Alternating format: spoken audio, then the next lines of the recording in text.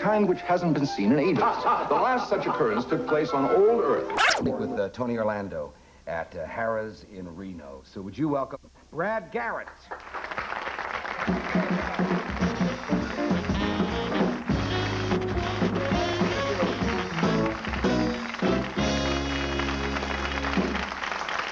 Thank you very much. That's terrific. Good to be back. My name is Brad Garrett. As Merv said, I am the largest comedian in captivity, 6 feet 9 inches tall, which is a lot of pressure on a Caucasian. Because I was never very athletic. And when you're 6'9" and you're not athletic, even your black friends come up to you and go, "Man, you a waste. You ain't nothing but a waste." You know? There's a reason.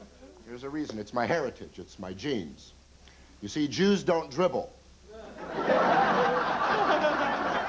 They do when they get to be about 70, but it's involuntary. You know, I was never much of an athlete. Always wanted to be. Always tried and just couldn't make it happen, you know. But I've always loved sports. Always followed it. I guess I live vicariously watching it. The Olympics, to me, was just fascinating. I was proud the way America did and watched them all the way through. And the opening ceremonies was the most touching part of the Olympics to me, because you can tell so much about an athletic team by the way they march when they're announced. The opening games in the Orient, extremely disciplined. China, for example. Please welcome China. These athletes coming out, looking straight, nobody talking, perfect form. Japan, same thing. Oh, ready to go, coming up. Please welcome United States of America. We come out, we're half crocked, we're throwing frisbees, you know. We got the Groucho glasses, the antennae in the back, you know, we got the brothers going, go for the gold, yeah. We gonna go for the gold. Did you see Mexico? They drove out, you know. Get out of my way, Vato, will you? You know, and of course, Israel was there. You know, no coaches, just attorneys. You sure you can work with Did you see Bangladesh? One athlete. How do you send one guy to the World Games? You know, it's like, please welcome Bangladesh. They throw this guy out. He's all alone. He has a flag. He had the banner. He had luggage. Did you see this? It was everywhere. But it was fun to see. The only sport I really ever participated in was waitering. I was a waiter. And to me, that was a sport. To get from the kitchen to the tables without dropping the food, it was a triathlon for me. And when you're a big waiter, you do not make great tips. Because when you take your family out to dinner, you just don't want to be waited on by lurch. You know, when you walk up to the table, "Hi, coffee, sir?" It's like, no coffee, thank you, just a check. Don't touch the children, please. You know. Then I went to an Italian restaurant. Every table had a ceiling fan. Well, I didn't know this till my first night. You know, I showed up there, I had the tuxedo on, ready to go, like, good evening, tonight we have And the kids are jumping on me, they think I'm a ride, they're taking me around, you know. Then I went to a delicatessen, and I had to wait on Jewish women for lunch. If you've never done this, this is a lot like parole. Because of their tone of voice when they order something. And when a Jewish woman talks, usually every dog in America is like, you know, like, really. "Excuse me, can I please get a glass of white wine?" You know,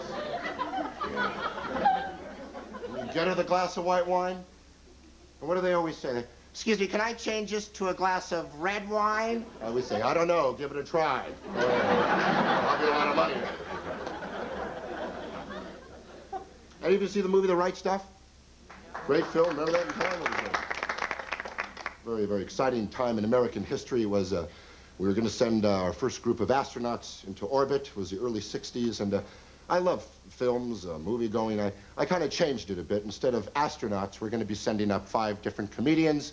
I've renamed it The Right Stuff, but the Wrong Guys. It goes something like this. "Hey, I'll tell you, it's rough, you know, I'll tell you, one of us guys, we gotta go up in that piece of junk tin can rocket up there, you know, I'll tell you. I'm too old to be an astronaut. I mean, I'm too old, you know, I'll tell you. I'm so old, I leave my house. Guys follow me with shovels, you know, I mean, I'm old, you know.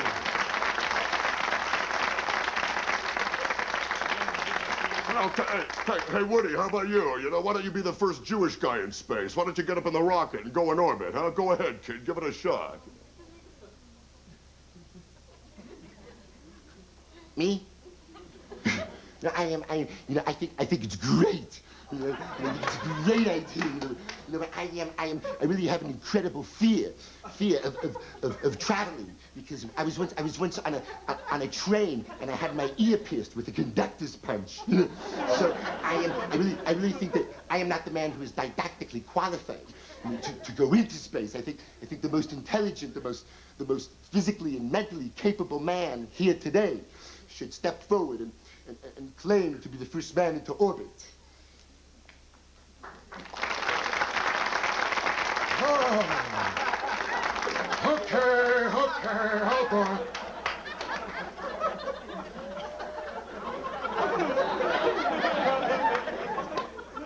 Space, the final frontier. Space, the final frontier.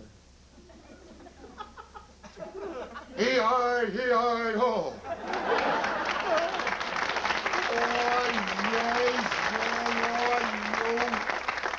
Oh, yeah, well, you just stop that right there, yo. Yes, look at you. Yeah, you gonna be the dumbest homo sapien walking the face of the earth. Why the heck was in for you and your rockets? Yeah, I know more about aerospastics than any one of yous.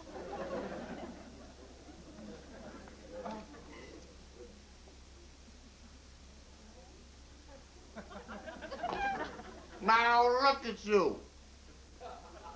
What is the matter with all of you? You don't know what you want to do. I know you have got to understand that you people have brain damage. Why do you want to send? You don't have to send anybody in the rocket. Let's just go by my house, play poker, and we'll just send up the biggest bowl of Jell-O pudding. Aye.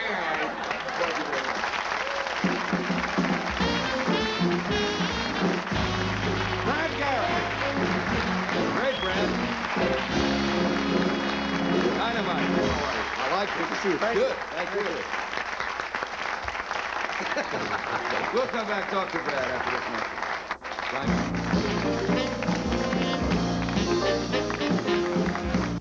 I'm Don Pollock for Action News. Don't feel